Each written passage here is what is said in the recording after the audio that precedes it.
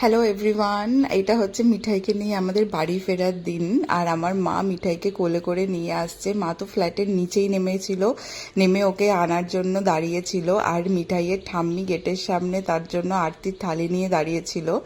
ভীষণ grand welcome হয়েছে ওর। আমার পুরো ঘর ডেকোরেশন করা ছিল। সত্যি কথা বলতে ওই ভিডিওটা নেওয়াই হয়নি। আসলে এত তাড়াহুড়ার মধ্যে থেকে সব কিছু হয়েছে আর সবাই এত এক্সাইটেড ছিল ওকে নিয়ে যে আমরা ভিডিওটা ঠিক করে করতেই ভুলে গেছিলাম। তো আমার যেহেতু সে সেকশন হয়েছে, তো আমি ঠিক করে হাঁটতেও পারছিলাম না, বাট সবার এত এক্সাইটমেন্ট দেখে আমারও খুব ভালো লেগেছে।